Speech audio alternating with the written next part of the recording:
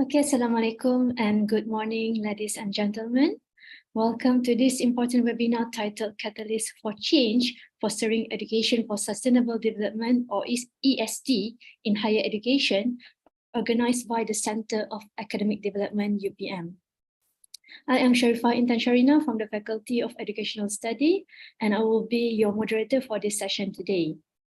So today we have the privilege of hearing from a leading expert in the field, which is Associate Professor Dr. Zuhainis Saad from the Faculty of Biotechnology and Biomolecular Sciences, who will share her insights, experiences, and expertise in the area.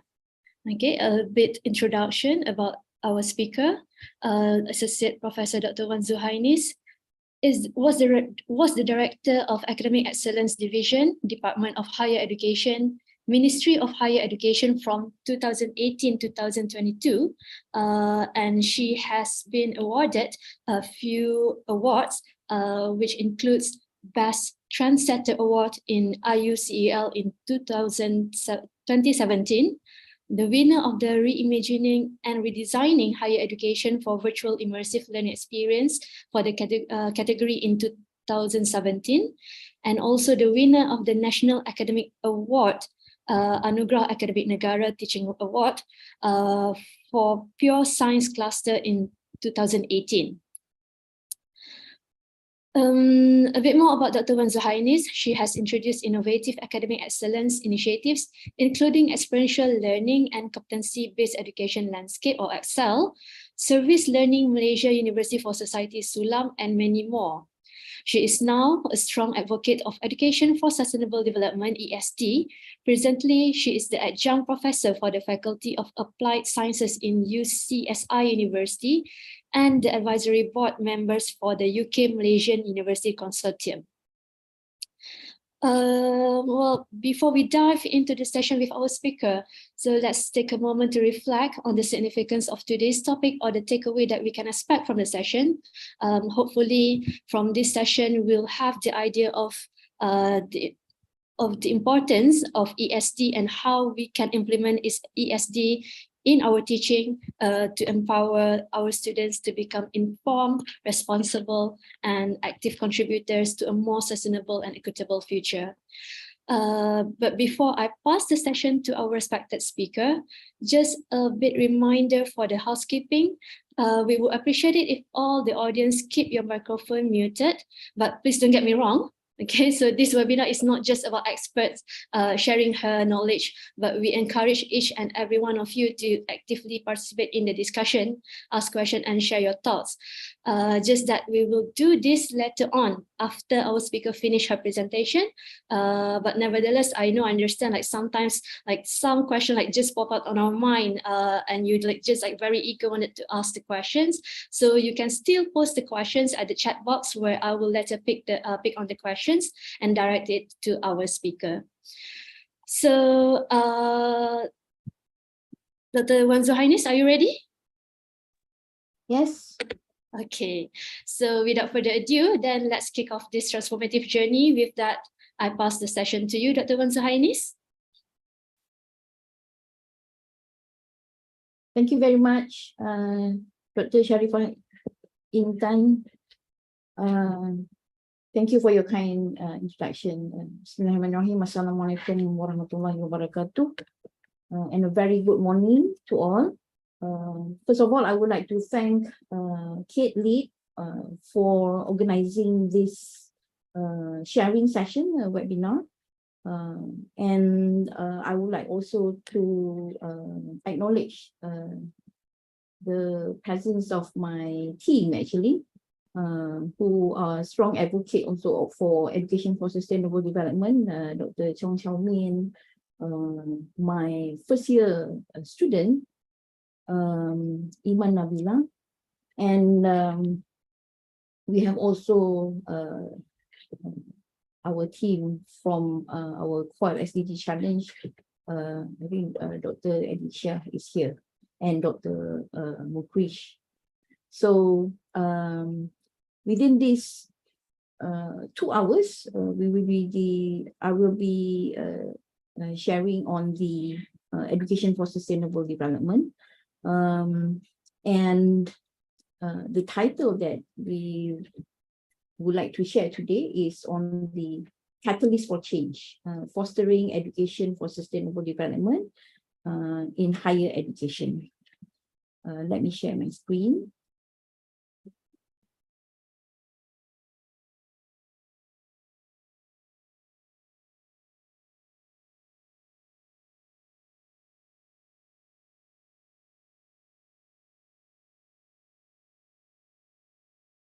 Can you see my screen?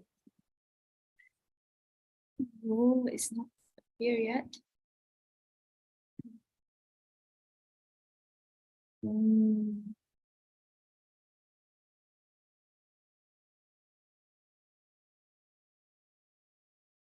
How about now? Yeah, now we can see the screen. Okay.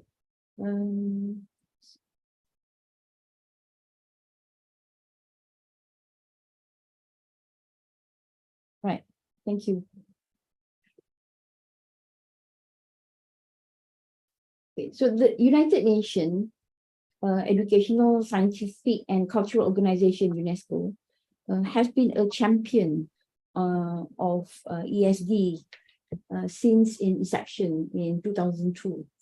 And sorry, UNESCO, Doctor, we can't see your screen. You cannot see? Yeah, we only see your face.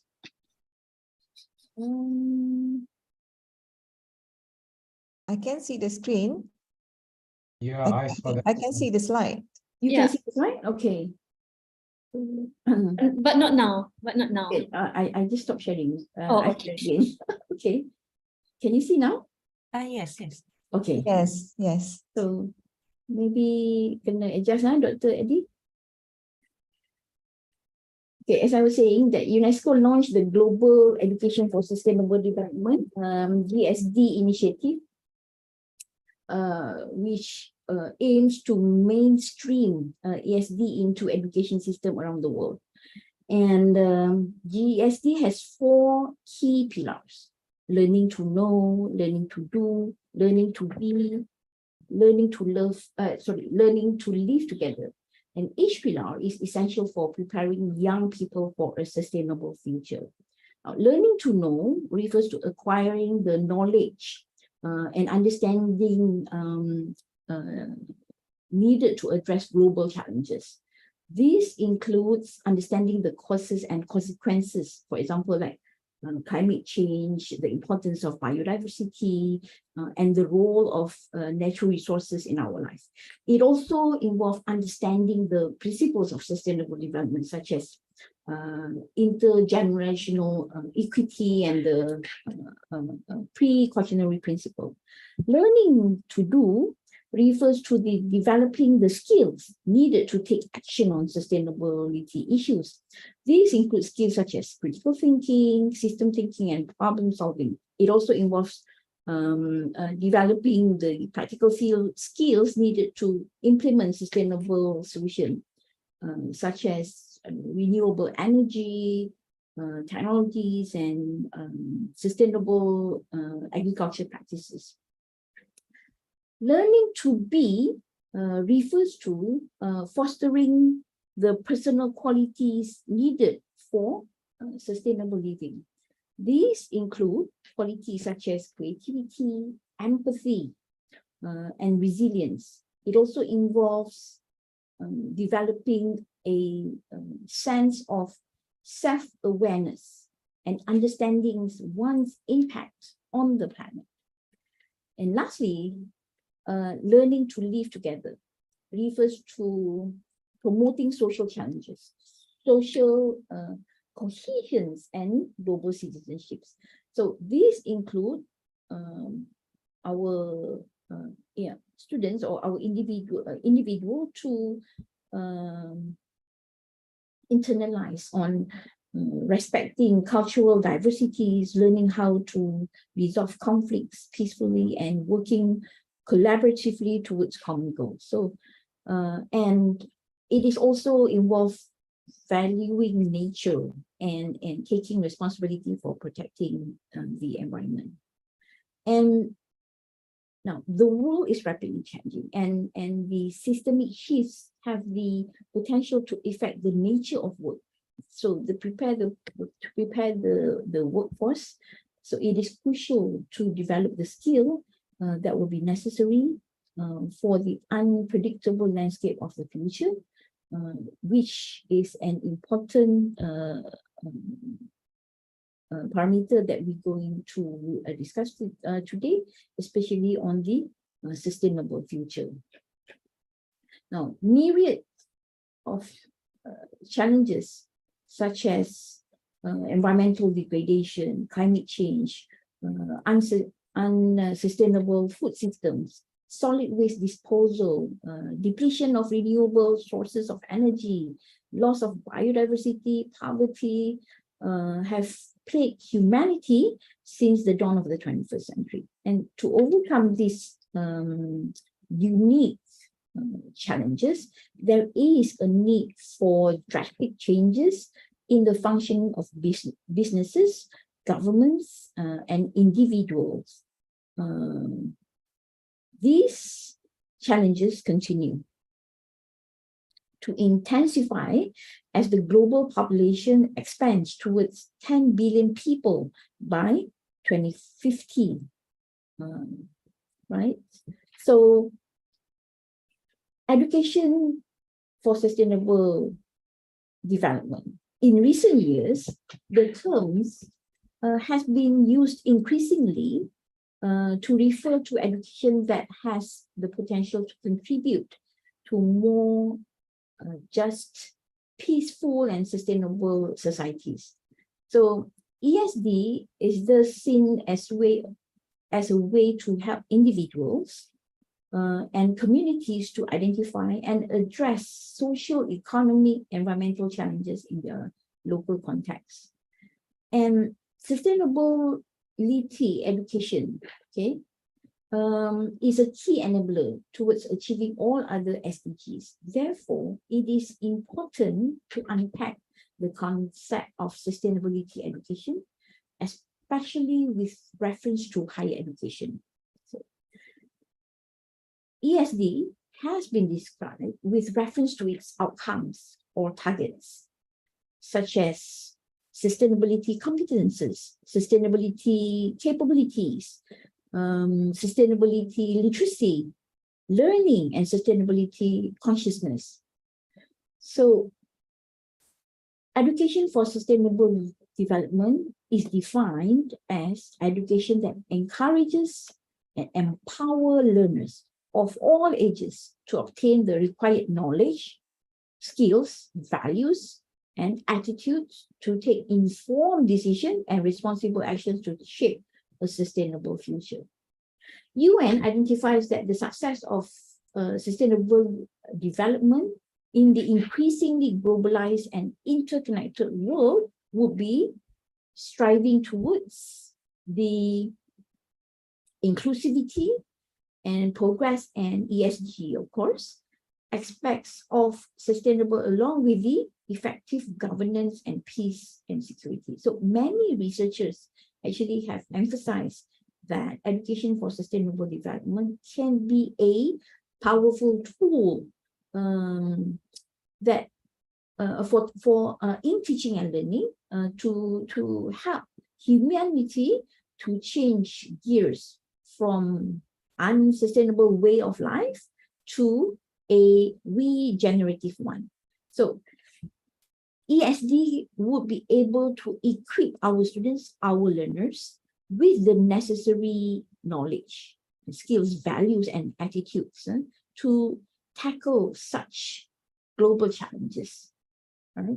And current and future generation should be well prepared to be responsible for our planet, and hence educating our youth is the best option to protect our earth and to sustain the human societies.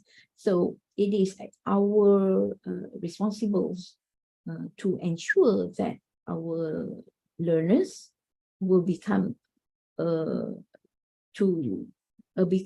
the talent, become an individual that is responsible for the next generation towards a sustainable future. And even ESD also has take the center stage in the race to achieving the SDG goals by 2030.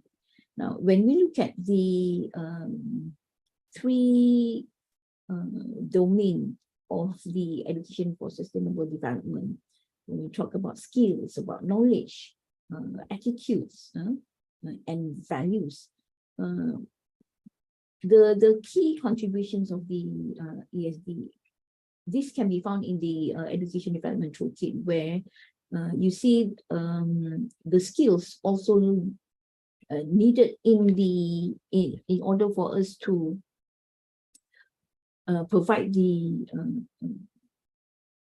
experiential learning for our students, the skill that they needed for them to able to have the awareness, the self-awareness on contributing to the sustainable development goal. And UNESCO has called upon academic institutions, right, to make ESD as the core component. Now, if you look at the history, in 1992, the United Nations Conference on Environment and Development held in Rio de Janeiro recognized in its framework for adoption of the critical role that education can play in the transition to sustainable development.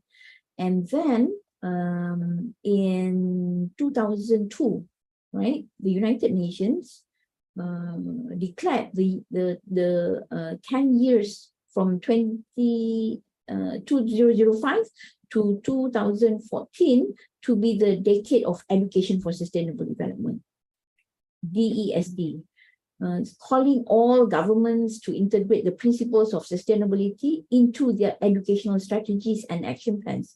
And that was in 2005. And this was actually had been assigned, UNESCO had been assigned the role of the task manager.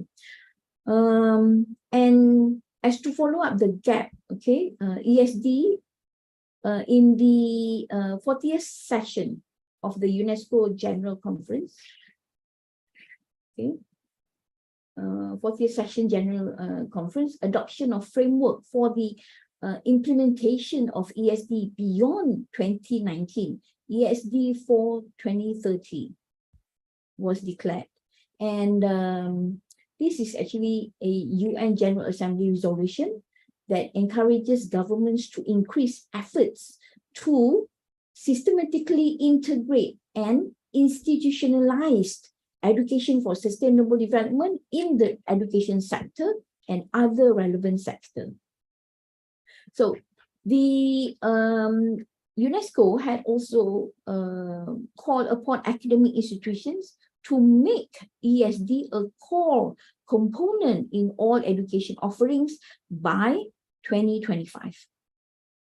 Okay, as skills for sustainability are becoming increasingly important, as well as experiential learning that shows more promises on changing mindset.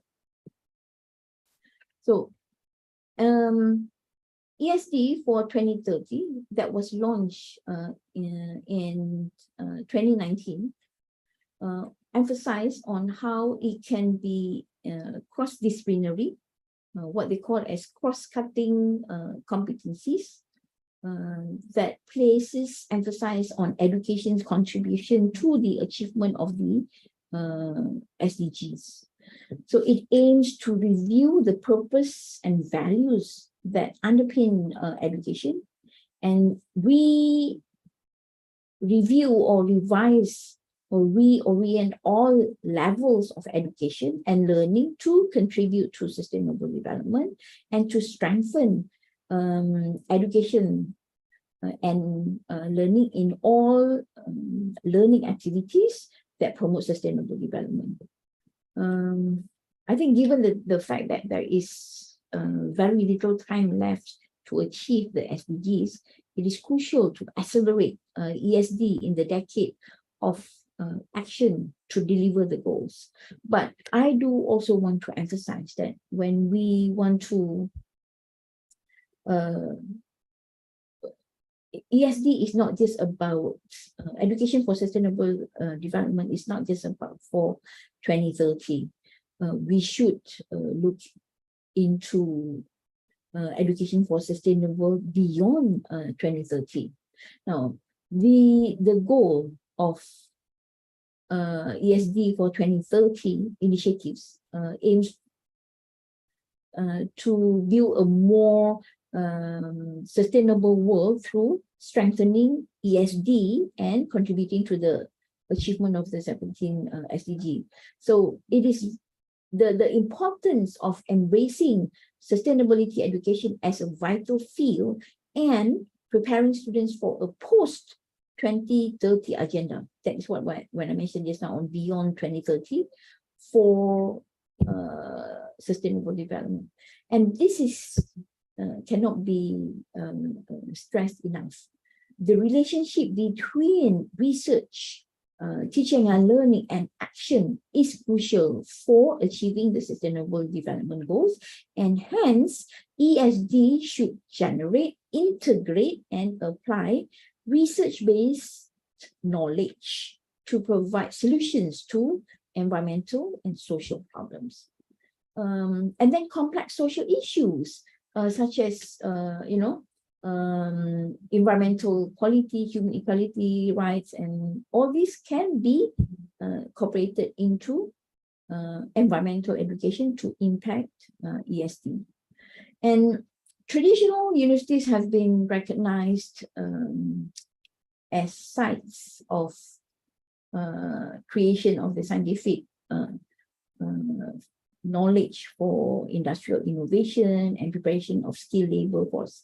This one has been known, and being a knowledge creator space, institution has served as ideological apparatus as well, and the states of these knowledge creators, especially in higher education, to promote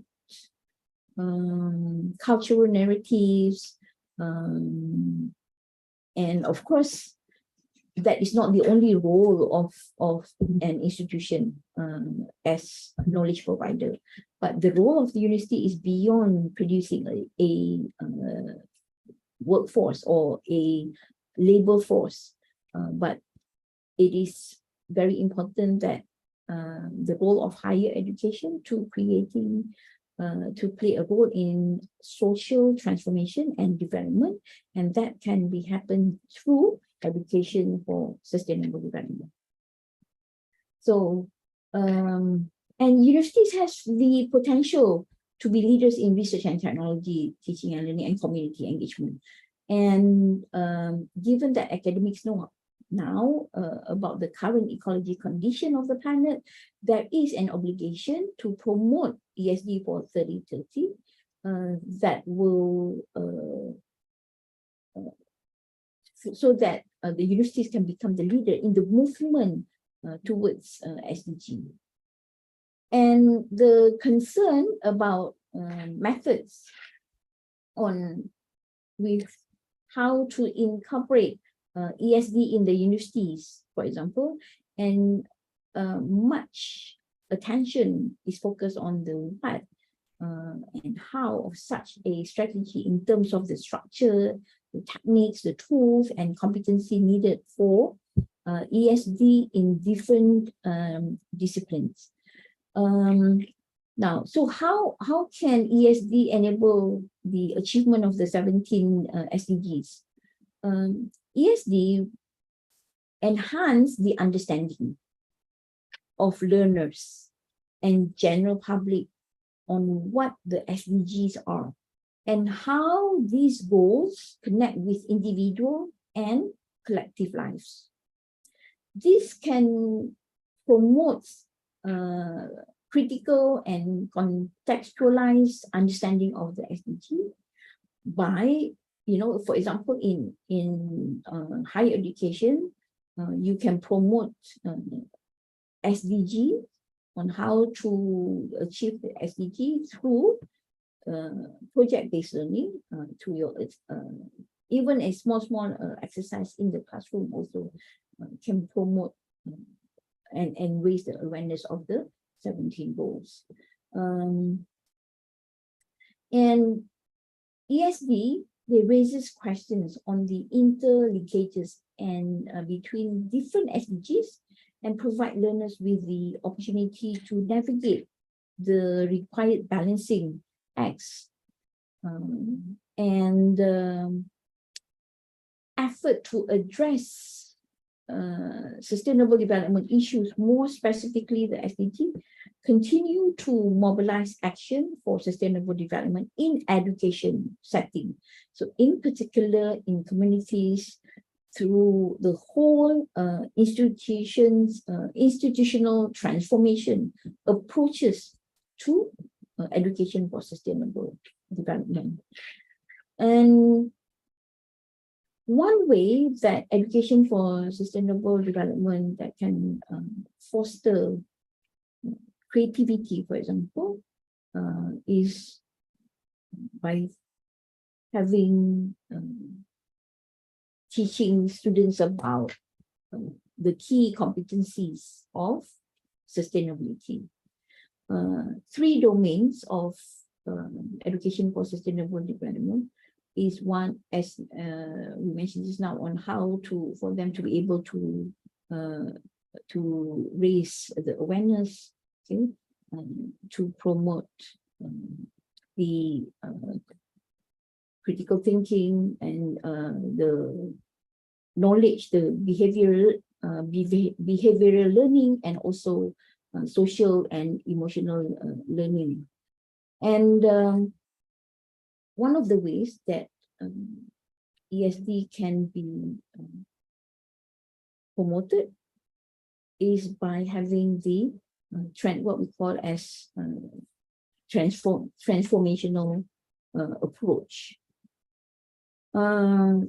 So for ESD for the 2030 aims in 10 years time, because it was launched in 2013, to mainstream ESD in education policies, right?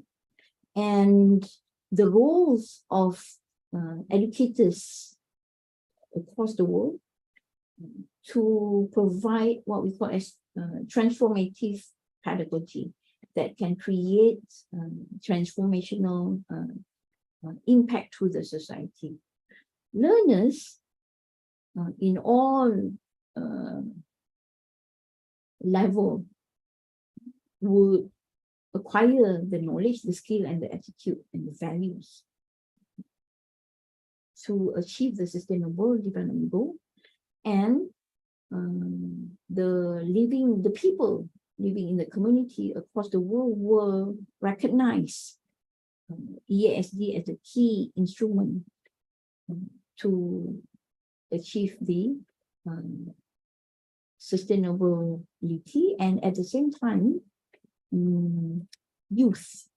So these are the aim where ESD for 2030, the roadmap for ESD for 2030 that covers the governments, the educators, learners, the youth, and also people.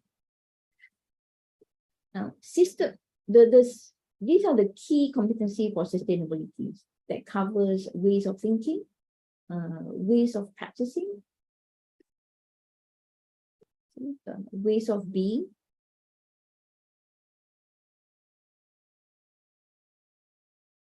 and one way that ESD fosters creativity is by teaching students of system thinking competencies. System thinking is a way of looking at problems that takes into account the interconnectedness of all elements involved. So this approach can help students see problems in a new light and come up with creative solutions that take into account the complex interactions between different elements. For example, when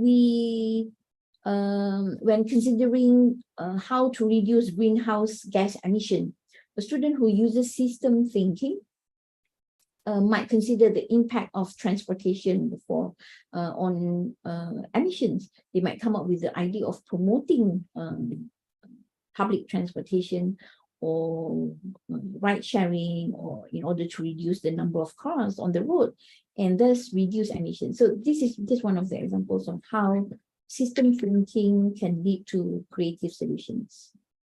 And there are anticipatory competencies, what we call as the future thinking, critical thinking competencies, strategic competency, collaboration competency, integrated problem solving competencies, self-awareness competencies, and normative competency. Normative competency is the ability to understand and reflect on the norms and values that underline individuals' actions. And moving forward, my personal view is when we look at our MQF 2.0 Malaysian Qualification Framework 2.0, for example, in revising the MQF 2.0, key competencies for sustainability should also should be taken into consideration, because it is very important that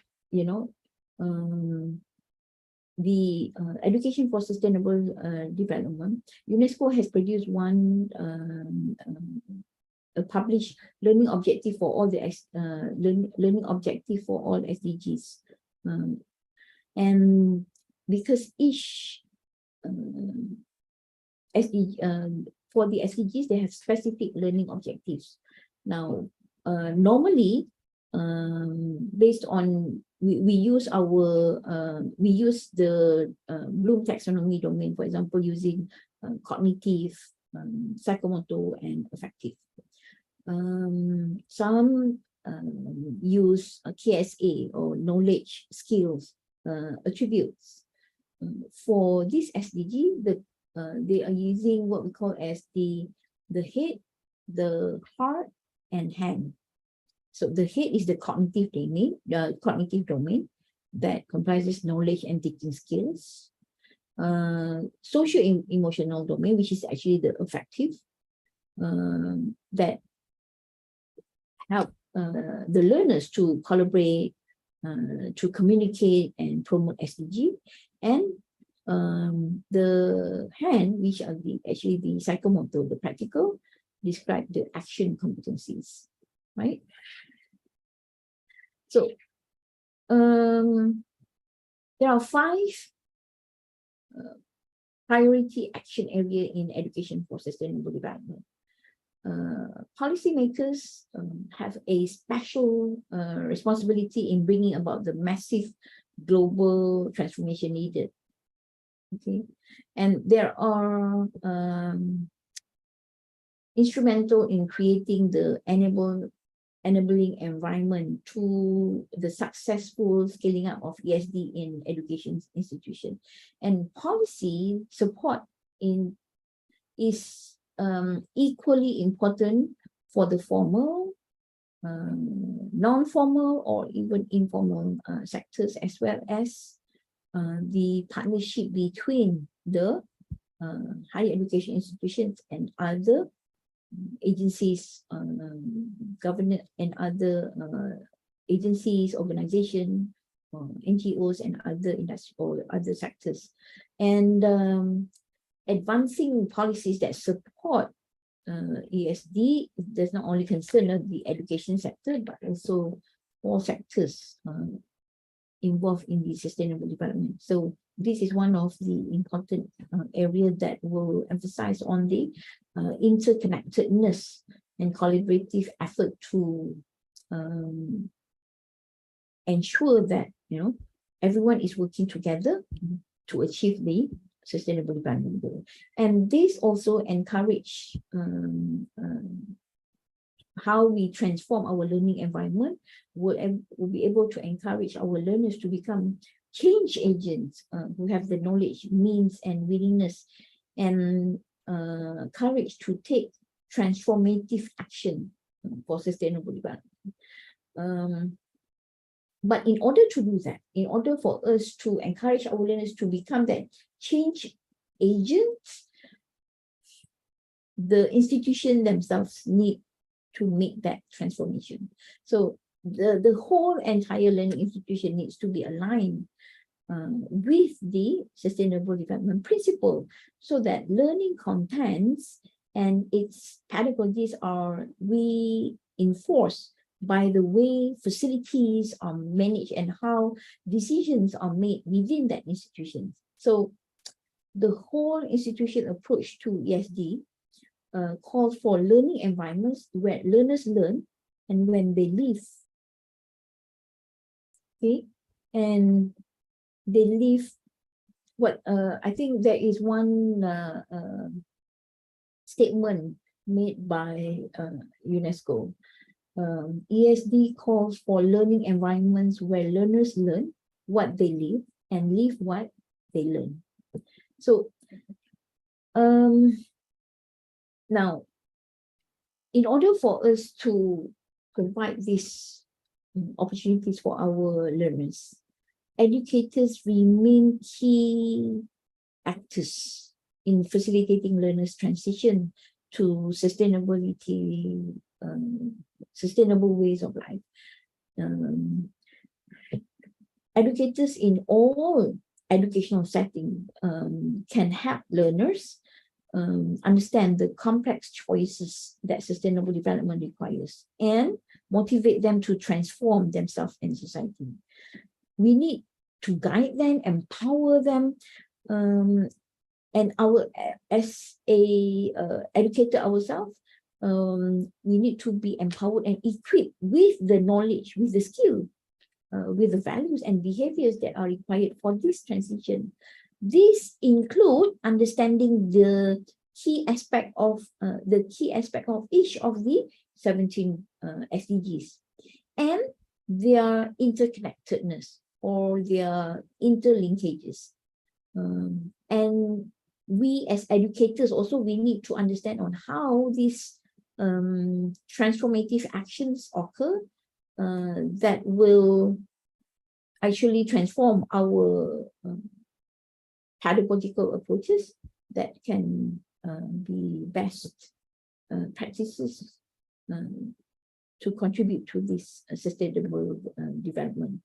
And if today's youth and following generation who will be left to face the consequences of unsustainable development, it is their present and future that are at stake. So in return, we need to empower and mobilize our young people, our youth, who are becoming increasingly vocal and active.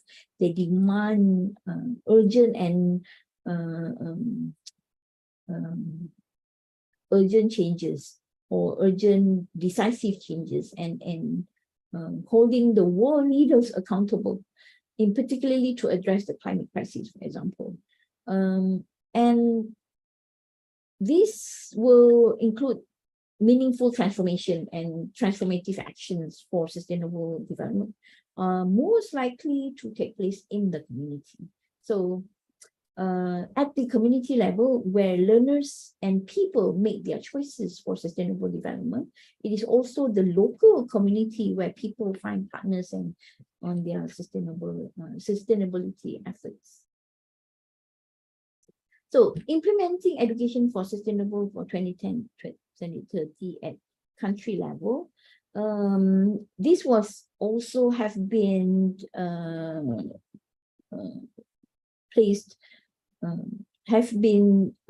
published by UNESCO framework ESD roadmap for 2030 in order to harness partnership and collaboration.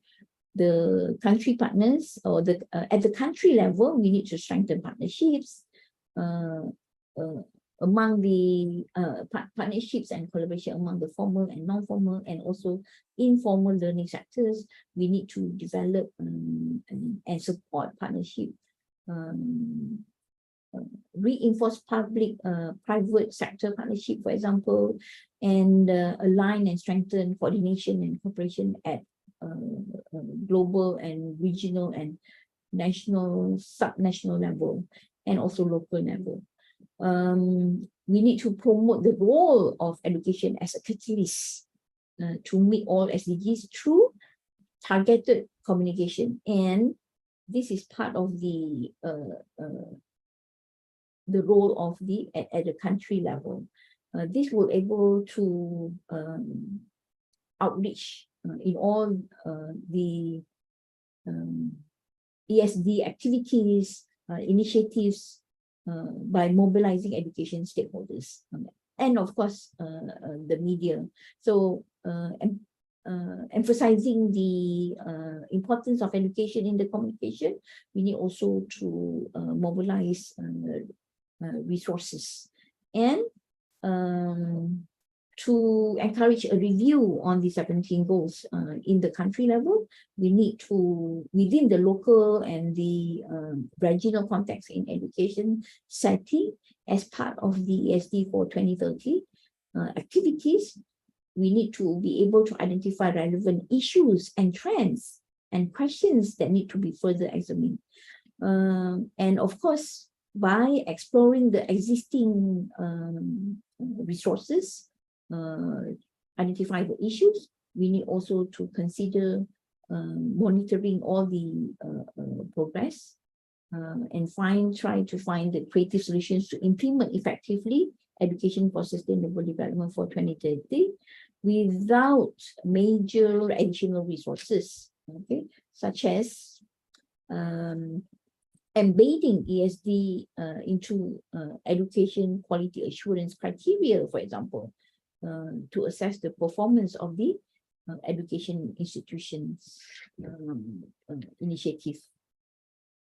So this is also by UNESCO, ESD and intercultural perspective on sustainable development and equality. So promoting global understanding, encouraging diversity and inclusivity, addressing social justice, developing global citizenship, and fostering collaborative solution. The five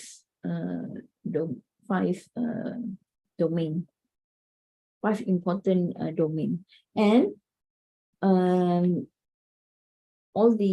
it is summarized in one infographic here, how the ESD activities by at country level, global action program, and how education, the 5 priority areas, what are the objectives, and also the target groups. Okay. So the sustainability action plan, okay, will be able to identify the opportunity for progress, set goal, and provide roadmap. And this can be implemented at the higher institution level and to be shared at the subnational and national and also regional, and at the end at the global level, to create a wider impact, or not only in the in one campus, but also throughout the global setting. So if we look at the 5 priority area: advancing policy, learning environment, teachers and educators, youth and community, supporting the domain from that is supported by UNESCO. So what needs to be done? It is also very important that we need to apply what we call as the transformative pedagogy in higher education with a real world learning setting and innovation across the curriculum. So ESD into curricula, embedding it into curricula that will create a learning environment to transform students' way of thinking and acting so that they become sustainably change makers. They become change agents. They are the catalyst for change for a sustainable future. So it is also important to link your learning outcomes, your learning contents with ESD competencies. Remember the 7 key competencies of the sustainability, key competency of sustainability, and designing learning environments that are interdisciplinary or transdisciplinary. Learning approaches that are inclusive and accessible for all. And in order to do that, policy, we need the policy that support holistic assessment and providing extra and within the academic program, co-curricular activities, college activities, and all these require highly motivated educators in all levels and to achieve the transformation needed that give what we call the societal impact that provide societal transformation. Thus, transformative pedagogy is a promising tool for education for sustainable development because it emphasizes learning that promotes action. It emphasizes learning that enables learners to develop their own views, to develop their own the skill to assess different perspectives, values and interests, and develop their own observations, arguments and competences to deal with sustainability issues. So these principles also support active participations of students in community-driven decision-making to solve local problems. Now, if we map all this with our current practices within these transformative pedagogies, projects, problem-based learning pedagogies, collaborative learning, real-world problem solving, learner-centered, experiential learning, active learning, encourage collaboration and active learning in education for sustainable. It has been shown that it is an effective approach for developing sustainability competences in learners. So this will provide and not just expose the students to the real world or issues, but for the students to be able to internalize to real world and authentic, novel situation that require them to manage, require them to be able to articulate complexity and work closely with others and make that decisions, provide solutions to make that change.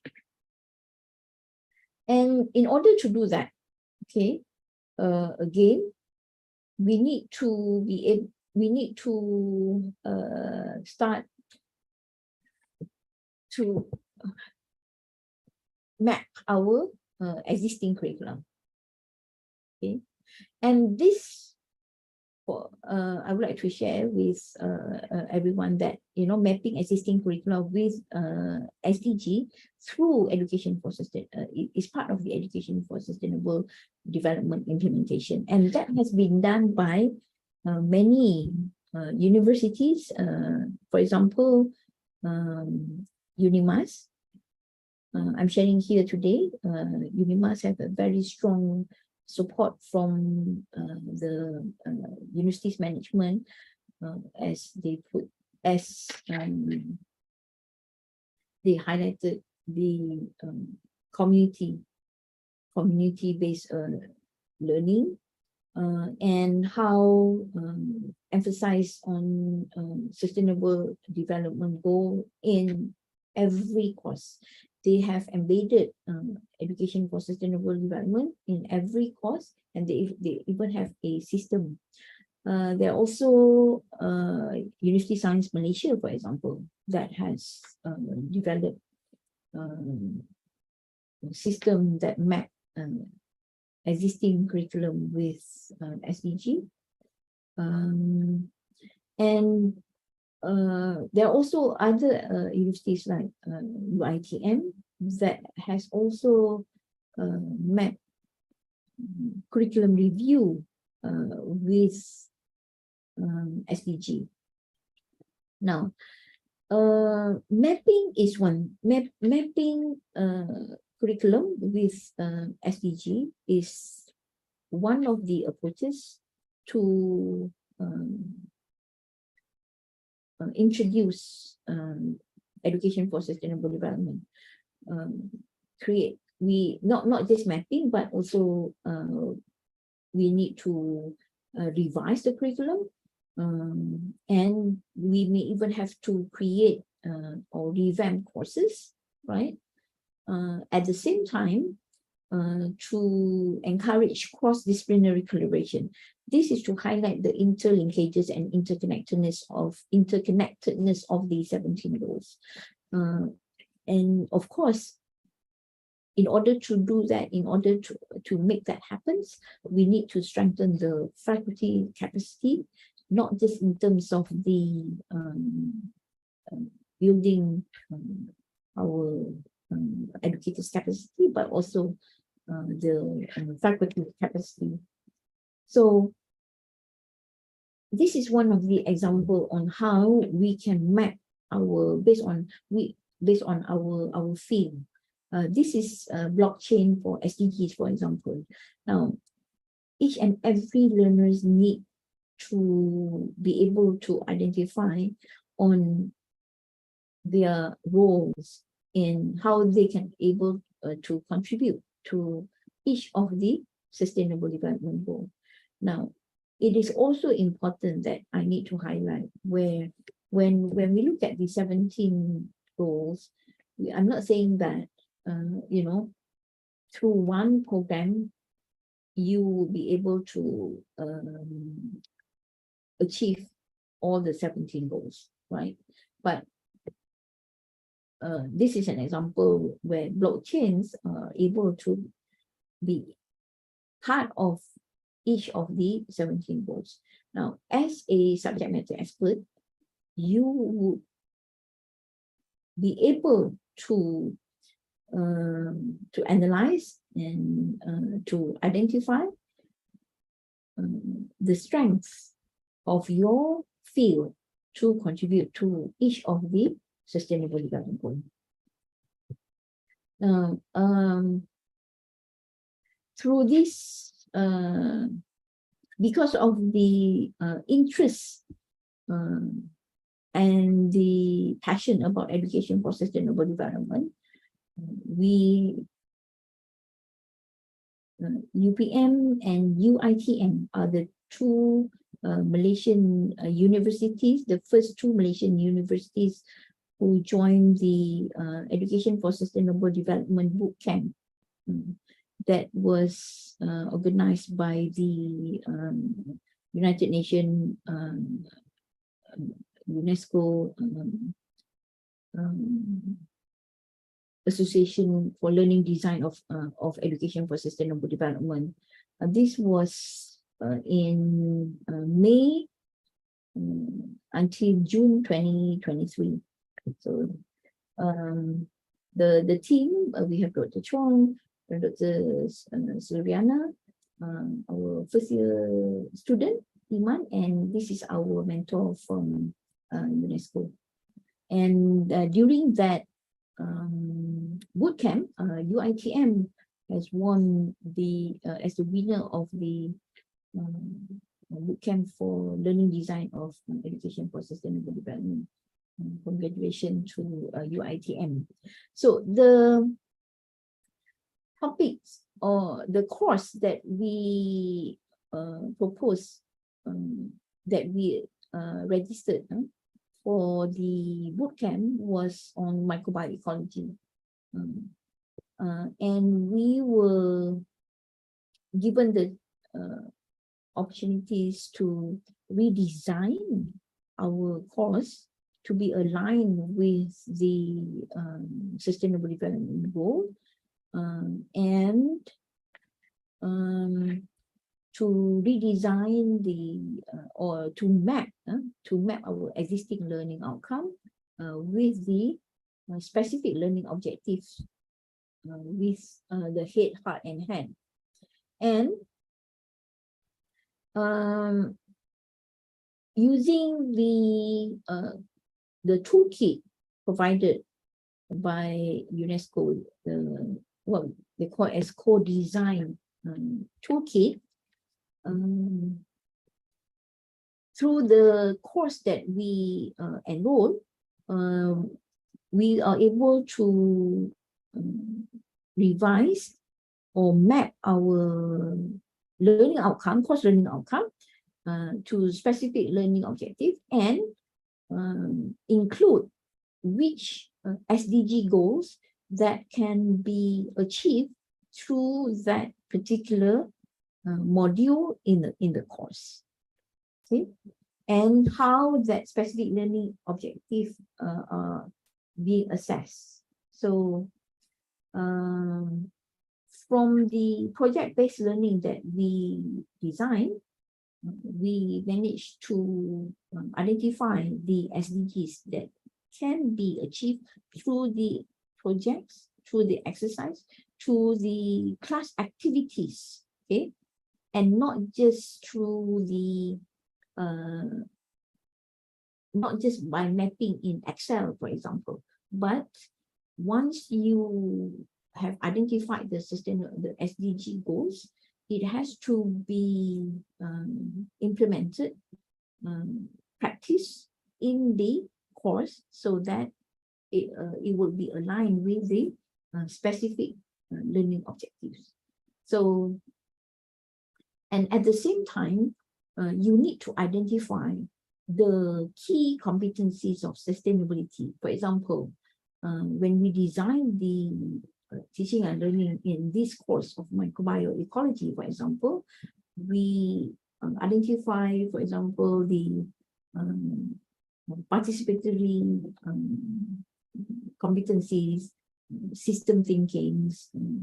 So when we identify this, the skill sets, then you need to design the activities using so that the student will acquire that competencies that you have identified. So the summary of the whole module based on the SDG can be mapped out using what they call as the co-design toolkit. So you can you will know what are the tools that you embed in the design, what are the SDGs, what are the key competencies, what are the overall teaching method, right? And this we can also, you know, we should be able to customize it based on our field, on our programs. So we need to innovate to maximize this, what we call as global opportunities. And if you look at our current practice, we have introduced more digital approach, learning approach, online learning, ODL, micro-credentials, unbundle existing courses, existing program, modular modes. We also leverage on many online learning platforms, not just based on our own, but also through other learning providers like Coursera, Udemy, edX, and all. And there are many partnerships that can actually support this approach. And for example, through Commonwealth of Learning, with other universities, and all this actually to ensure that we are preparing our learners not just for the labor market, not just to develop a more personalized ecosystem for them, but for them to be able to, we are creating the learning environment for them to contribute to the sustainable future. That is what ESD is all about. So even through our through the framework for experiential learning and competency-based education landscape, we highlighted on the sustainable development goal. So each feels at any time when you embed, whether it is the thrust for community, for work-based learning, or either it's community, industry, or research, or even personalized learning, we need to embed the sustainable development goals. And of course, transformative pedagogy. Okay, transformative pedagogy involves revision or revise conventional approach. If you can see here, for example, this is Innovating Pedagogy 2022, even shows that influencer-led education. Can you imagine when you embed education for sustainable development in your course, right? And your students just now understand, or they know that they are the agent for change. They are the change maker. They are the catalyst for change. So at the same time, when we design it so that they can become these agents, these ambassadors, then they may even be the become the sustainable development influencer, for example, right? So that can be one of the approaches that we want to venture in together. Hybrid models, that is, I think there are guidelines on hybrid learnings, high flex learning, pembelajaran anjal, and those are all being emphasized right now. Pedagogies of micro-credentials, right? And each and every educator should embark in this. And we are, when we talk about providing students on the experiential learning, how to nurture critical thinking, analytical thinking. So we need to design our approach, our projects, for example, our assignments, so that this will be the platform for them. So for them to develop the key competency skills for key competencies for sustainability just now. Now, actually, when I designed the mini microbes invention, innovation, and idea challenge 2017-2018, for example, in 2017, it was a collaborative work between 3 programs. In 2018, we opened up the to other universities. the idea was they need to identify solutions. Sorry, they need to identify issues in any issues that were supported by the current documents, and they need to use a microbe or microbes to solve the problem, and they need to come up with a prototypes, and they need to pitch for it. So that was in 2017, 2018, and students need to pitch, for example, for the solution, for the prototype, and then they come up with the and then the judges are from the industry. So I'm sharing some of the practices that I've been doing with my team in the Department of Microbiology at the Faculty of Biotechnology and Biomolecular Sciences, embedding SDG through project-based learning. So this is one of the approaches of education for sustainable development. Started with embedding, started by designing the project.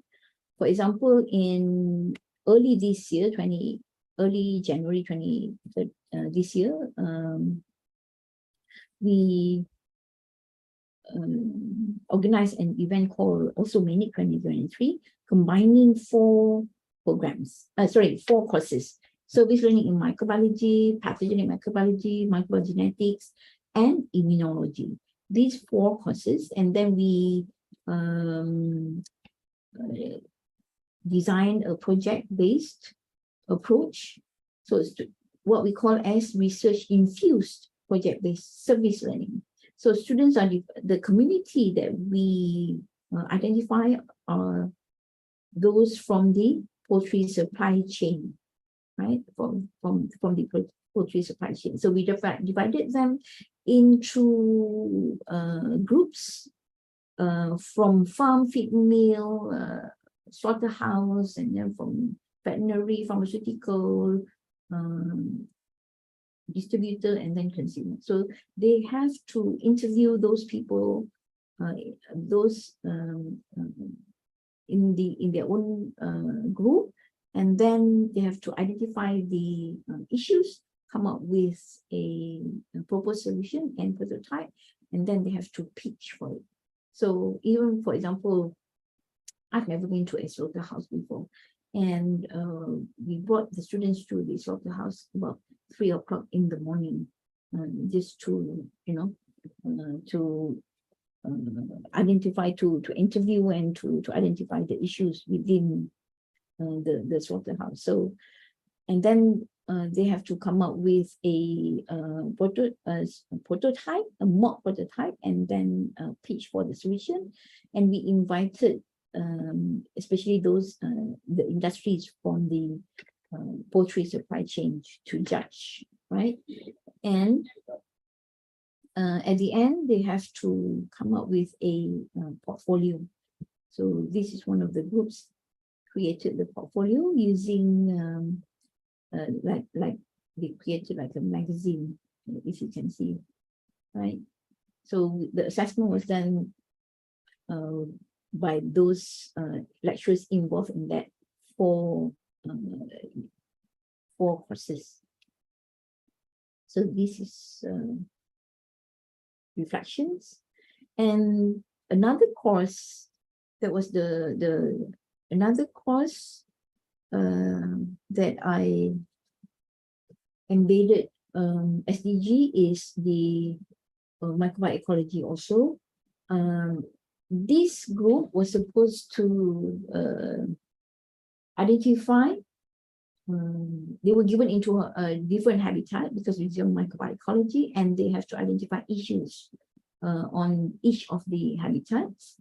And then they need to identify the role of the microorganism in each habitat that can contribute to the to each of the habitat. So the role of the microbe must be able to achieve the sustainable development goal. So, and then they have to create videos. Okay? They have to create videos. In that video also they have to interview an expert in subject matter expert, okay, in the field that they have identified. For example, if let's say the habitat is on the hydrosphere, okay, that means the water, the aqueous, so the aquatic habitat, then they were focusing on coral reef, for example. So and how microbes can contribute to that. So they have to identify an expert and interview, and they have to create videos. And in the video, they should highlight the importance of this microbial biotechnology to achieve the chosen sustainable development goal. And then they have to come up with a e-portfolio also. So this was the role of the microbes, for example, in the sustainable development, to achieve the sustainable development goal, is highlighted in the video. And you know, from the reflections, we have found that the students, they are able to understand. They're able to the most important thing, they know that they are responsible as a microbiologist, as a future microbiologist. They are responsible. What are the roles and responsibility for them to support the planetary health, for example, right? These are some of the examples of the importance of the microbiotechnologies or biotechnologies that we highlighted to all our students. And I would like also to take this opportunity to welcome everyone to the next minute that we're going to have, and highlighting on the Sustainable Development Goal that will be organized on 18 to 19 November 2023 at the Mines Shopping Mall, with the theme Biotechnology for a Sustainable Future. And this is open to all undergraduate, postgraduate in school, locally and internationally. One of our other initiatives that we have conducted on Sustainable Development Goal is what we call as COIL SDG Challenge. The COIL SDG Collaborative Online International Learning SDG Challenge is actually the main part of the UK Malaysia University Consortium student conference activity that was held that was hosted in this year. And each university we have two students representative, and the students collaborative. This COIL SDG challenge was done online, where each students need to identify the 21st century global challenges, and then they have to come up with a proposed solution and a mock prototype. We even use the Gather Town as one of the platform for COIL SDG challenge. This is between 20 public universities and 16 UK universities. So, as you can see, education for sustainable development is essential for preparing young people to meet the challenges of the 21st century. It encourages young people to take action on the issues they care about and empowers them to be agents for change in their communities.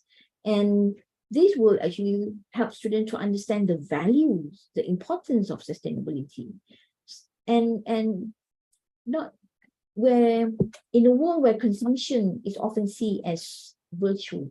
It is important for young people to learn about the importance of living within our planet's limits. And ESD teaches students about the need to conserve that resources and protect our environment.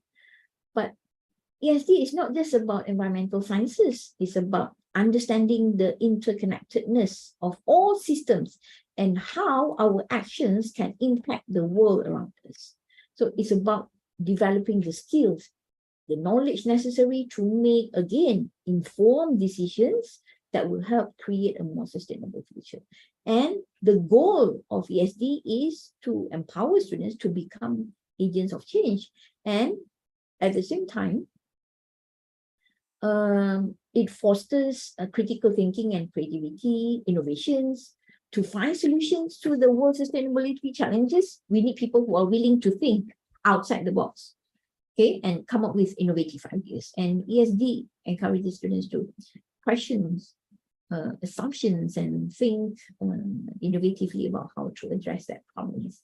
And for example, you know, when to find truly innovative solutions to sustainability challenges, we need people who are willing, you know, to go beyond. Okay, that's where they can develop the key competencies, and at the same time they can even come up with original solutions, and promotes global citizenship. Increasingly,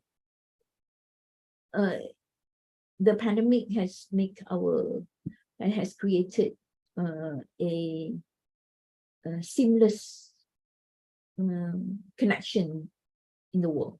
Okay, it is an increasingly interconnected world. It is important that our young people are able to understand that they are part of this global community, and ESD helps students develop a sense of responsibility for the planet and its inhabitants, and also aspect of this global citizenship.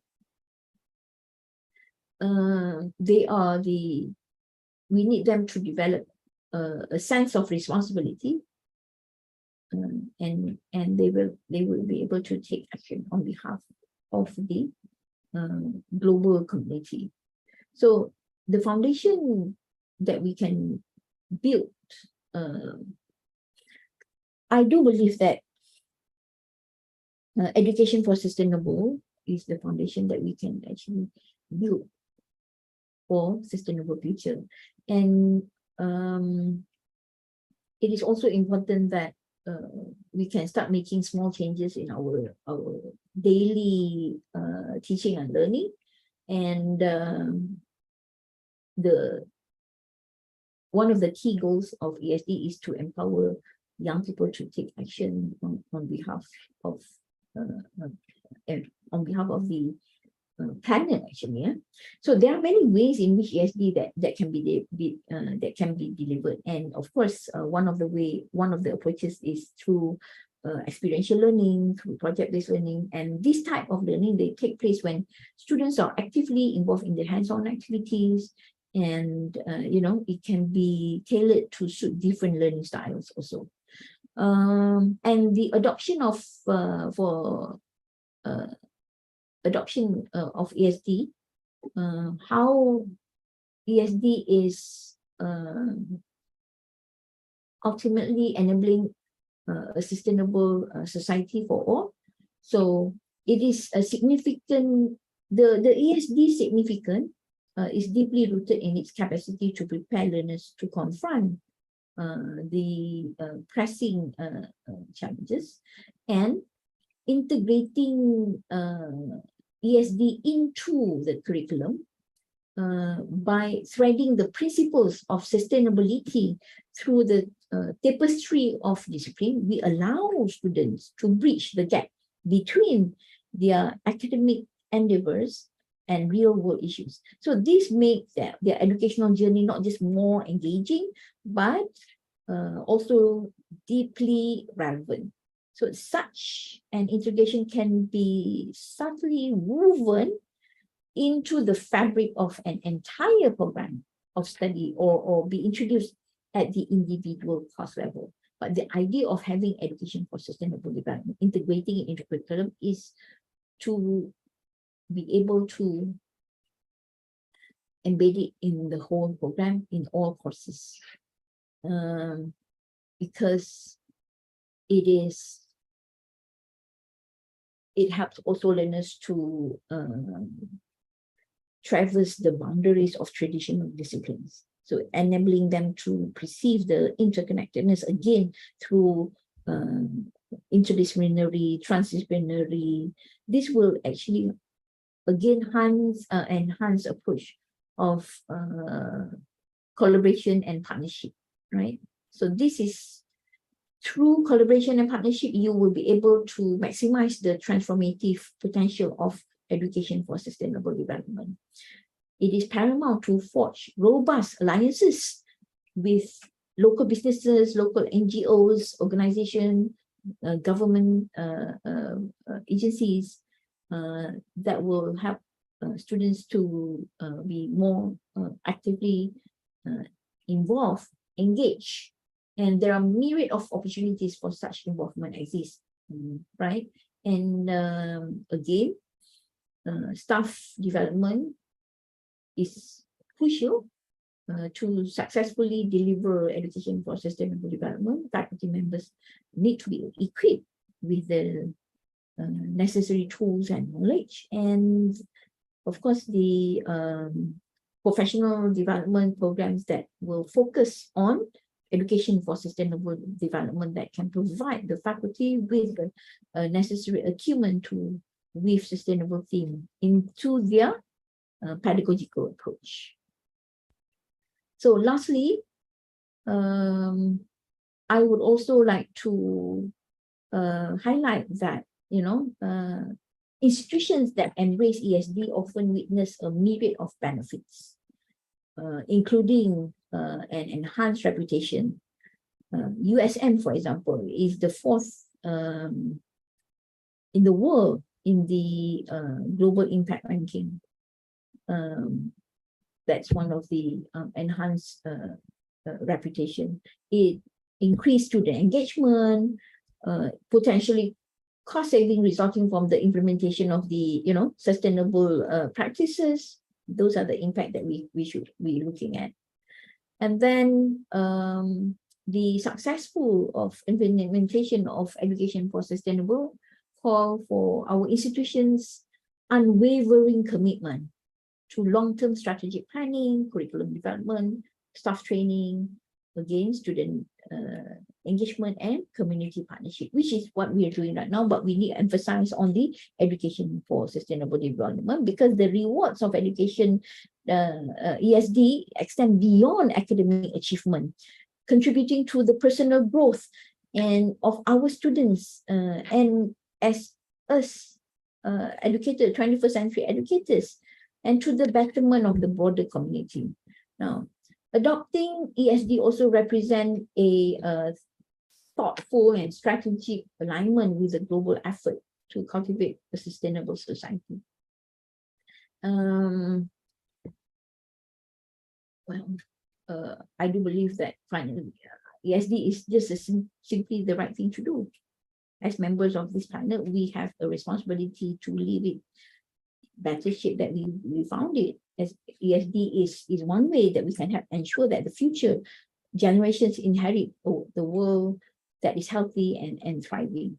So the successful integration of ESD into our institutions, again, require the commitment of all at every level.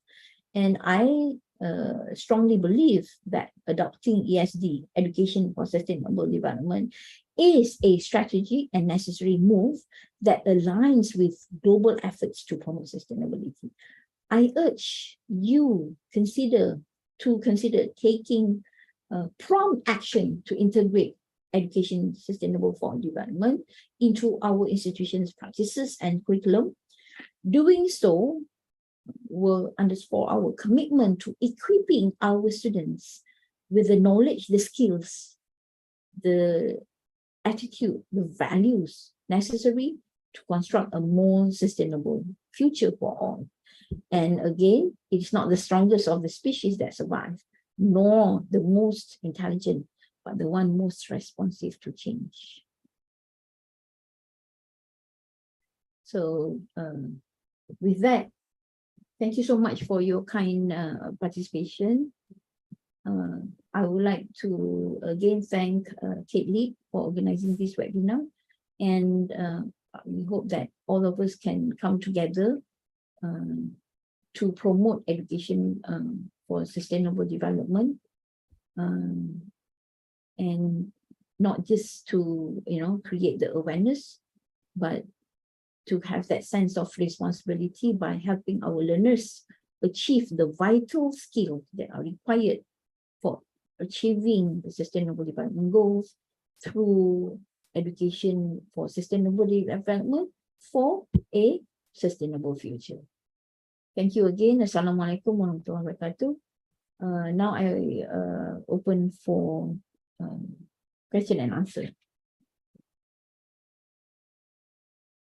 Okay, thank you, Dr. Zuhainis, for enlightening presentation about ESD. Okay, I believe like the presentation has added immense value and understanding to all of the audience today. Okay, so we still have time, actually. We still have about half an hour for this session. And I would like to open up the session to the audience. If any one of you have questions to us directly to our speaker today. You can unmute your question. Yes, Dr. Rafi. Assalamualaikum. Thank you, Bear. Dr. Zuhainis. My name is Abdullah. I'm from CALC. So like the language center, by the way. Yes. Okay, I have a couple of questions. Now, first of all, a brief context, because this is not to say the first time. I've heard about SDG quite some time, but this is the first time I'm really listening to it. So thank you for the explanation. However, I do have one question. Now, correct me if I'm wrong. So the whole purpose of this SDG, since we are all, the IPTs are empowered, or they are responsible to produce individuals with the desired competency and skill sets in acquiring knowledge, so that they will be able better to look after the environment as well as being good to each other. So this makes you want to achieve the 17 objectives. Is that correct? I'm putting in a way that I understand. Yes, to achieve the 17 goals. For example, if from language, for example, sorry, you're from CAC, right? Correct. So, meaning that we want to train our students, guide our students, and facilitate them on how they know that they will have that responsibility to make that change. They are responsible for the next generation. They are responsible for the current, how they can solve the current issues.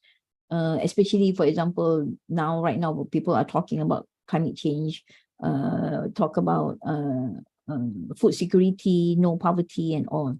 So, although UNESCO have lined up the 17 goals, and that's actually a guide for us, on how these goals are important to save the planet or for sustainable future. But question is, do our learners, do they know that they are also involved in and responsible for the future, to save the future, or for them to contribute to solve the issues and problems? Do they know that they are also they are needed? Do they know their roles on how they can contribute to solve the problems? So that is where we come in to guide them. And in order to do that, that's where we embed this education for sustainable development. The misinterpretation of education for sustainable development before this is where, when we talk about ESD, then people would think SDG 4, quality education. Or people may not even know ESD. People may just think SDG. or some of our lecturers, not just learners, some of our lecturers, they may not even know what is SDG. They know there are 17 perhaps, right? But how, what does it entail? What is it, what is our role to support this? So that's why in 2019, the UNESCO relaunched ESD and create a roadmap for ESD for 2030, just to emphasize again the importance of education for sustainable development. And they are targeting that all institutions in the member country to embed this ESD in all their curriculums by 2025.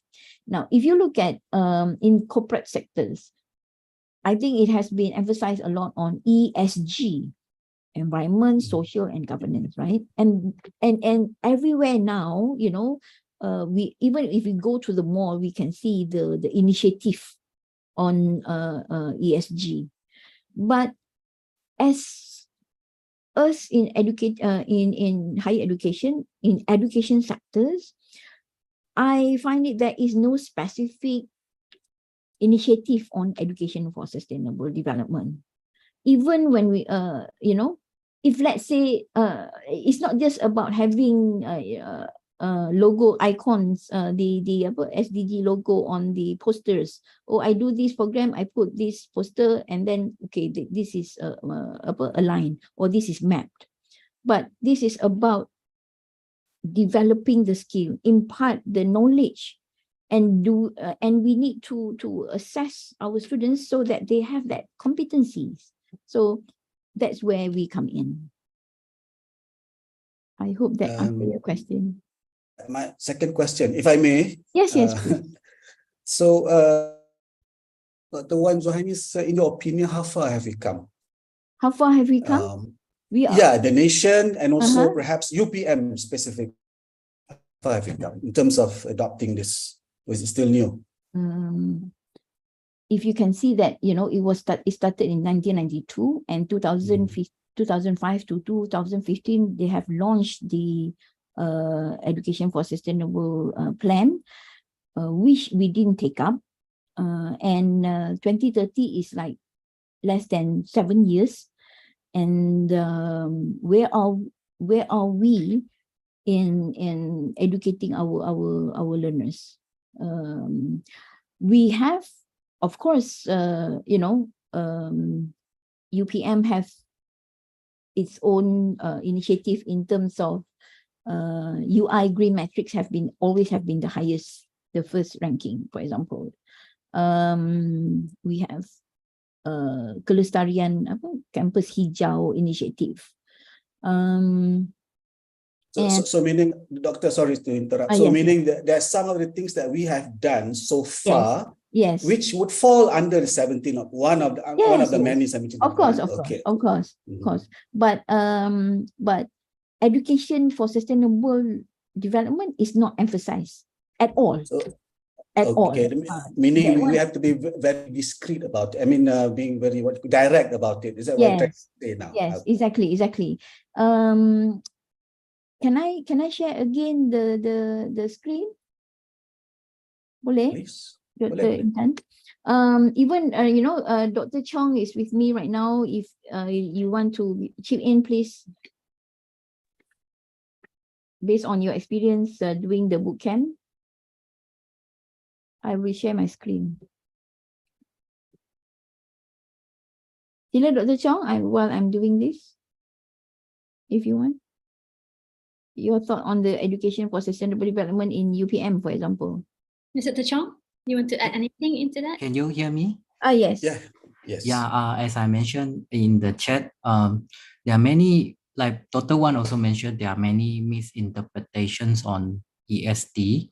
So a lot of people think ESD is only for SDG 4, quality education. And also some people believe that ESD is for environmental issue, but it goes beyond that, because UNESCO identified the global challenge into 17 SDG, which is become harder and harder to reverse when the days go by, so we need is a pressing needs. So, however, people think SDGs maybe just to label them or logo them, put the logo. It need to go beyond that. So even for educators and also for learners, the learners have to understand that the curriculum, the program that they take, and at the end when they embrace their careers, is to address at least one of the SDG. So ESD have to be foster in the curriculums. So the bootcamp that Dr. Wan and I and Dr. Su joined, we learned that it have to be implemented into the program, have to be at the beginning from the design to, and also to measure, how to measure how much ESD have been fostered in our course. Yeah, Dr. Wan, you want to share? Yeah. Yes.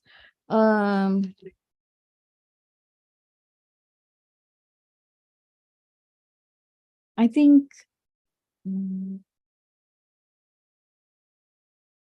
okay, for example, I think there are questions in the chat whether or not we should have it in our course outcome. The answer is definitely yes. You know, because in the if let's say we can identify the course, it should be in the PLO, okay, program learning outcome itself, right? Not every program can contribute to all 17. What is your strength in your program, in your field? What is your strength? Which you look at the 17 goal, which one is your strength that you can contribute? Then you can identify it. Then you put it, your SDG goal that is your goal. Those are the goal in your program. And then from the courses that are offered in your program, you would be able to identify how you design it, how you going, what are the exercise, what are the projects that you can do to achieve that SDG goal that you have identified in your program. Now, by doing certain exercise, certain project in one course, you know, let's say you put it as SDG 13, climate change, for example. But then along in the process of designing it or implementation or organizing the project, of course, there are also other SDG that involve. But the main goal for that particular course is SDG 13. So in order to ensure that this is implemented, the answer is whether you need to put it in your course learning outcome. Yes. Right. And then this is one of the examples from one of the universities, how they map their courses. This is from Unimas. I think we managed to get this also from the Unimas website, YouTube. How they have already a system in their class, in their courses, you know, how they can even map already the SDG mapping to the CLO. Right. So the question is, where are we? Yeah, where are we? Where are we? We might be there, but we don't. I mean, we might be there, but without realizing it. Yeah, I don't know. Yeah, betul.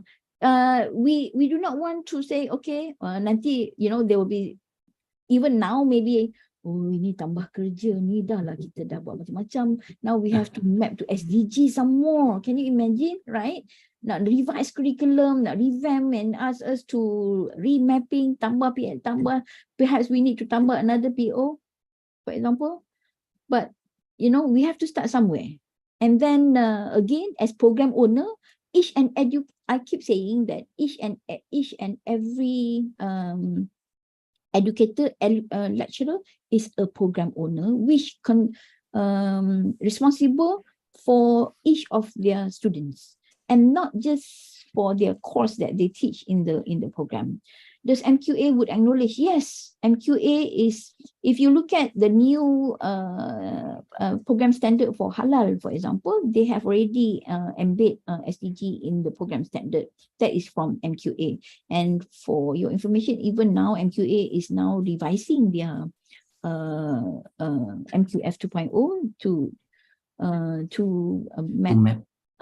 map to SDG. Engineering, the Board of Engineers, EAC, Engineering Education Council, have already revised their program learning outcome to SDGs. So again, I would urge the management to look into this very seriously in order for us to empower our learners. Again, not just about the 17 goals. For me, it is a good reference, to identify the parameters, the variables, the issues, and they have set certain the targets and all. But for no one can do everything, but everyone can do something. Okay. If you don't mind, last question. Okay. Perhaps it's for Dr. Wan and Dr. Chong as well. Now, is there an individual that you recognize, whether it's local or international, who would encompass this sort of a person who has all these skills, was very transformative, I don't know, game changers? I keep thinking of Greta Thunberg, but that's because you say sustainability, so you have the environmental slant there. But I'm not sure you want our students to be like her, tak pergi sekolah, ponting apa semua. So do you have anyone in mind who could be a good role model for this sort of person, this sort of, individual that you want them to be? Alumni, macam alumni influencer for sustainability, regardless, I don't know. I mean, I don't like the word influencer, but hey ho, there you go. I mean, that's what our generation likes, the younger ones. Yeah. Anybody in mind? Because I could use it in my class, talk to them about it. I think the one that we have, I mean, locally, if you want them to share on their initiatives, for example, from UNIMAS, we have Puan Nur Aziah, who is the pengarah for the Pusat Kelestarian di UNIMAS Pusat Kelestarian UNIMAS. And of course, in international level, there are people from the Association for the Learning Design of ESD, ALESD, that have many expertise, that they have done this for many years. But we can share with you the contacts, actually, the emails and the contacts. All right, I was thinking of maybe Korean names, but no. Okay, Korean. you know what I'm saying. Yeah. I would younger generation. No offense lah, but I don't think you mentioned those names.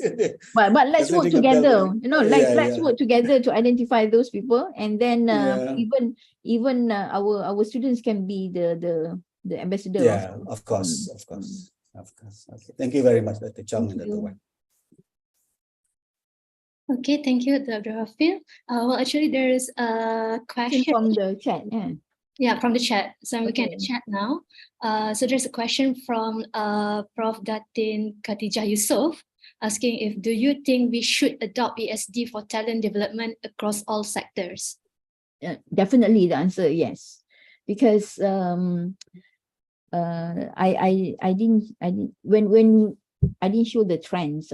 When you look at the trends of talents right now, for example, just now I was showing on the biotechnology. That's for my field on microbiology. And there was a slide on the blockchain on SDG, how blockchain can contribute to SDG. So again, the interconnectedness and interlinkages between the 17 goals is involving all sectors. So that's where education for sustainable development comes in. you see, not one field that can contribute to all 17 goals, but for one goal, there are many fields that can contribute to one goal, and working collaboratively, collectively, can support,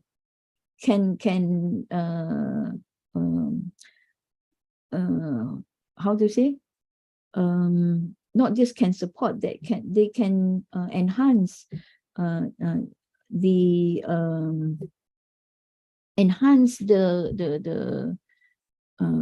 contribution to achieve the goal immensely. So in a bigger magnitude, actually, if we work together, then we know that across all sectors. So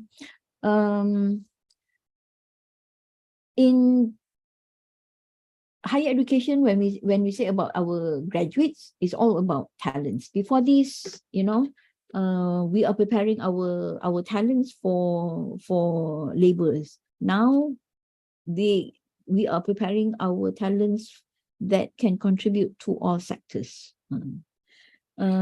Is that what you mean, Datin? Because ESD, although, you know, it's actually for education sectors, cut across from childhood until higher education, but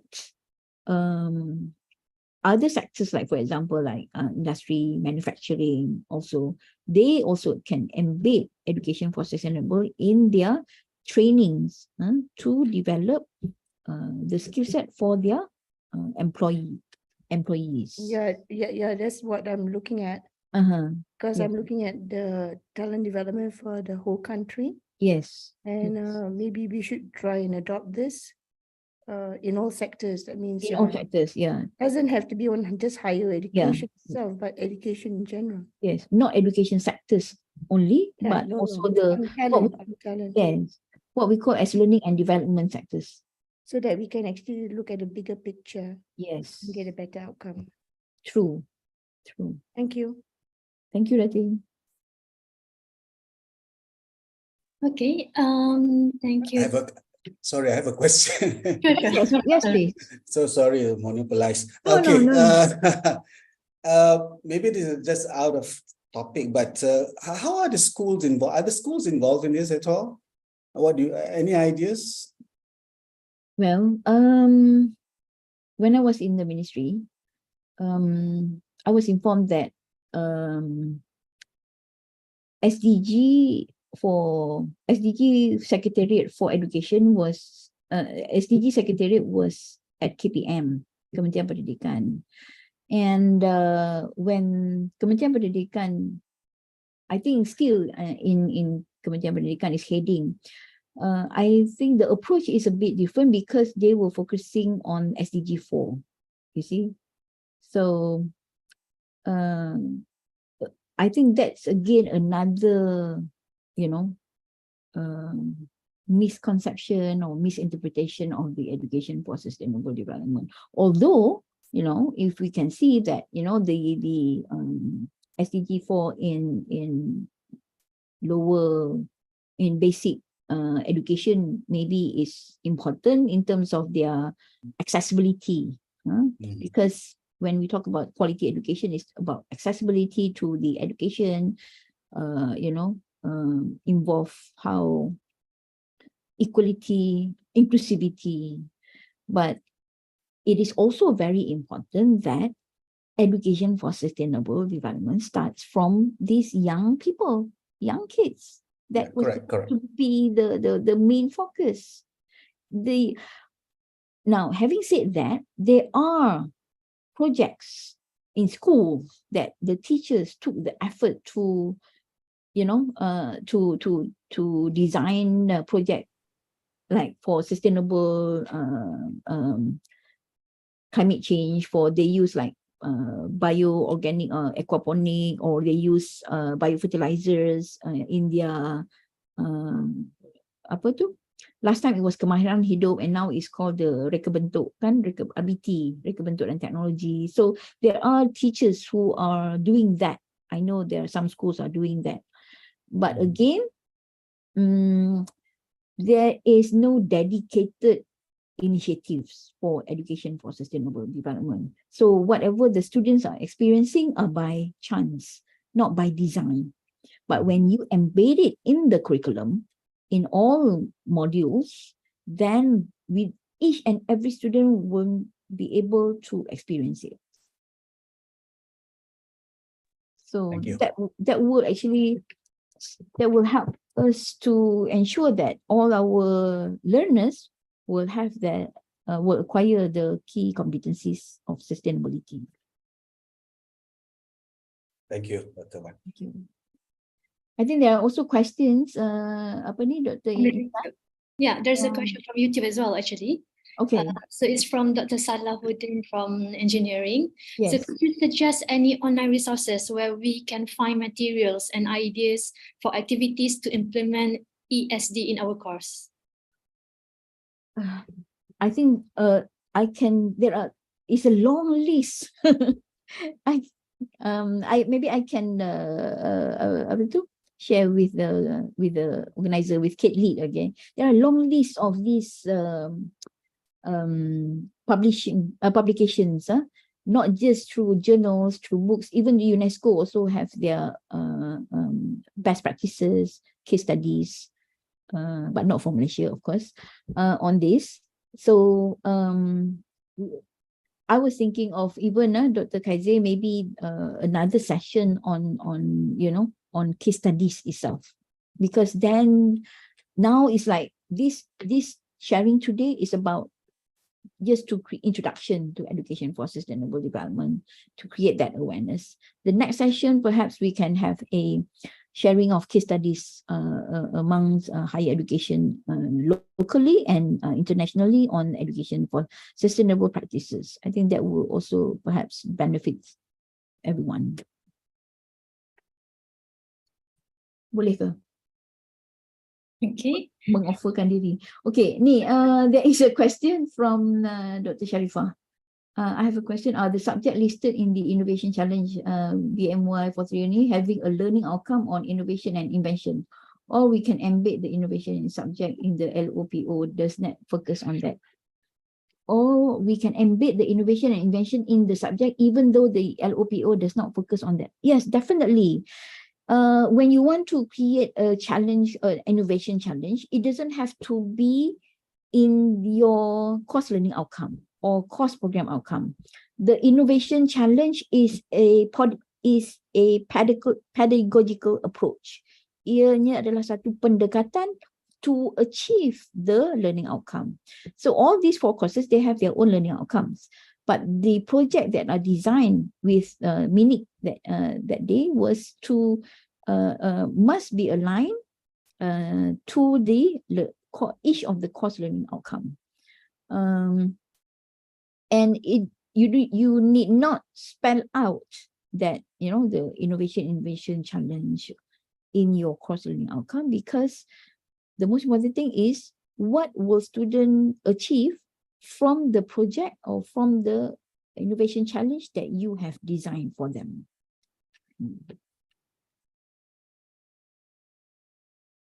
Okay, thank you, Dr. Wan, for the explanation. And perhaps this could be like the last one is from Dr. Kaize himself, actually, which he asked if you think that by enforcement will warrant the success of ESD, Dr. Wan. Yeah, I think I have already answered the question just now. The question is 100%. Definitely. Yeah, definitely. I think it is necessary. It is compulsory lah. Macam tu lah nak cakap. Compulsory. It's compulsory. Because if not, again, it's by chance. Yang ni I buat, Dr. Chong buat, maybe Dr. Su, Dr. Mukrish, Dr. Eddie buat, atau Dr. Intan buat. But those yang tak buat dan tak tahu, they may not even want to know because maybe more work for them. But right, so we need to impose this, and that's why I said we need to really deep dive this and get things going, and the time is now. We need to take action on this. Okay, thank you, Dr. Wan. Do we have like any more? We have 4 minutes left. Okay, Prof. Ayani also shared with us the link for my son. That is actually a grant by Erasmus grant for Malaysia Sustainable University Network. I remember I was one of the keynote of the My Son conference on education for sustainable last year. And you see, like I joined a lot of these webinars by other countries. Australia and New Zealand's universities, they are amongst the advanced country who have actually embedded ESD in their curriculum. Even the law program, which they have this their professional bodies that they need to align to, also design a new course, for example, law in climate change, or law in environmental management, for example. And of course, the universities of in the UK, Edinburgh is one of the top universities that have embedded. They have policies in the. It has to start from the governance, right? The policy to empower learners through an education for sustainable development. So moving forward, we need to promote this again, the understanding of the core pedagogies in sustainability, and focus on the solution. And also we need to bring bring these positive vibes to our learners, because they will be the agent of change. Well, I agree about that actually, Dr. Wan. And if I can add a bit actually about talking about the governance. So actually, if we look at USM and also UIA, actually they shared the same key person who started to implement like this initiative on the governance to implement ESD as using the whole university approach, where they educate even the cleaners at the university. Yes, exactly. Yeah, and it was actually Tan Sri Zul, who's currently director of UIA, right? Like, so USM, then he brought the idea to UIA, and then like within 3 years, I think they have implemented ESD as one of the mata pelajaran university. So it shows the relevance of ESD to all disciplines. That's how true. Yes. But I would like also to highlight that, we do not want to, for me, my personal view is not that but students having, taking one course of ESD or 3 courses of ESD, then they are aware that they have this skill. Because I do believe that embedding ESD cut across every program, based on your own field, you will identify what are the key competency, the skill that your students need based on your field, and how they can contribute. Because you having one course, specific course, or 2 specific course is good to create that awareness. Menghayati tu to give exposure, self-awareness, but menghayatinya, I think it's very important. It is embedded in your own course, in your own field. Now, having said that, I may be a bit biased when I say that ESD is integrating into curriculum, and everything is more very academic, but it is actually at every level.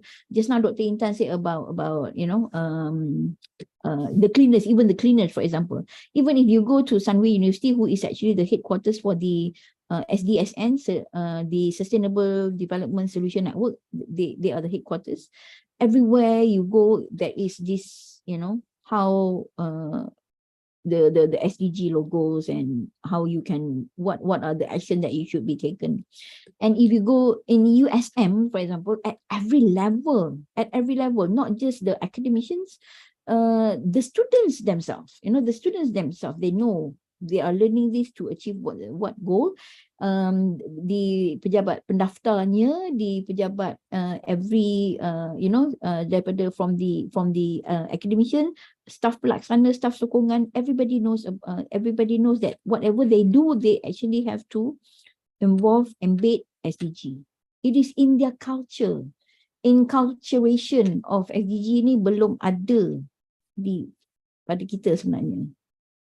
So we need, again, macam Prof Aini cakap, support. We need to have that strong governance in this, and we need to be bold, to make that transformation, right? So it may take years, it's okay, but we have to start somewhere. And then at every level, I remember when, when they did the sharing in USM, for example, how dalam curriculum dah ada, and then when they do any activities, also they, because it helps in the system, to have, okay, nak masuk SDG berapa. So it's not, for us, I think again, it's not just about map, and it's just not about like, okay, align. It's what are the practices, what do you do to ensure that is happening to achieve that. So Prof Aini said, we are already on the right track. The next step involves identifying learning outcomes that are directly related to SDG and fostering key competency for sustainability. Yes, I truly agree, totally agree with this one, Dr. Chong. Dr. Prof Aini said, I agree, but important, we face some challenges during the project due to lack of governance. Okay, so I think this is actually a good start. We were hoping to have more participants in terms of, especially the deans and the management of the faculties, and we hope that the CADe-Lead will follow up this and follow through, and we hope that this is not the end, and inshallah we can do this together. Okay, is that your final words, Dr. Wan? I think so. It's 12:04 already, kan? Yeah. Thank you very much. For past 12. So maybe I can very quickly summarize our session today. So I think it's very important to look at the concept of ESD itself, actually, which Dr. Wan Zuhainis has explained, that it is an education that encourages and empower people to build competencies to take informed decisions and responsible actions to shape sustainable future through sustainable development, which the competencies here, it includes the ways of thinking, ways to practice, and ways of being. And I think it's also important to highlight the relevance of ESD in all disciplines that are offered in UPM, and perhaps not just in UPM, but in all higher education institutions. Okay, because as we look at the concept of sustainable development itself, it's not limited to environmental sustainability. Okay, because originally, actually, before they introduced ESD, the global concern was about the environmental sustainability, but then slowly from there they pick it up, thinking that when we want to solve the issues on environmental sustainability, it has to come together with the social and also the economic aspects as well. Okay, so from there, UNESCO has introduced SDG, which there are 17 goals that detail out the goals for each of the three aspects, which are environment, social, and also economic. Okay, so yes, it was very enlightening when Dr. Wan Zuhainis had shared about how she had implemented ESD in her courses, but we believe and we hope that after this session, there'll be more courses especially here in UPM, will more lecturers will take the initiatives to try to integrate ESD in their teaching. Well, we are going to start our new semester like very soon, next month, but I hope that we still have like enough time, hopefully, to plan of how we can integrate ESD, because as Dr. Zuhainis had shared with us, it's not just about the content of our teaching, but it's also about the pedagogies and also the other things that that is related to our curriculum. Okay, so we have, as highlighted again and again by our speaker, we have to start somewhere. So let's hope that this session today will become a platform for a springboard for all of us to take part in realizing ESD in our curriculum. Okay, so with that, I would like to remind everyone, if you have not yet fill out the form for your attendance, we have provided the link in the chat box, the link to indicate your attendance to this session. So please fill up the form. And I think with that, I would like Can we take photo? Take photo. Yeah, okay, sure. You can take photo. Thank you also to Dr. Chong, Dr. Yeah, Eddie, thank you, Dr. Shaw, for helping, Dr. Mukif is here. for adding the information during the session. So to take photos, maybe can we switch on the camera to take the photos? Dr. Sharifah Nur Khadijah, Dr. Zubaida, Dr. Siti Fadzia.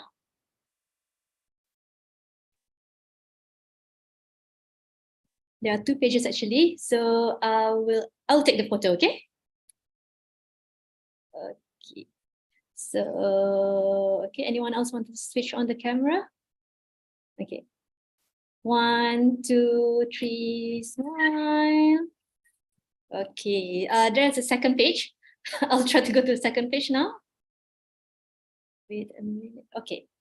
1, 2, 3, smile. Okay. Okay, thank you, Dr. Zuhainis, for the sharing, and thank you everyone for your time today to join this session. So I hope that we can see each other again, even though it's virtually, okay, in the next session organized by CADe, Center of Academic Development. Okay, thank you. Assalamualaikum. Thank you, Dr. Wan. Thank you.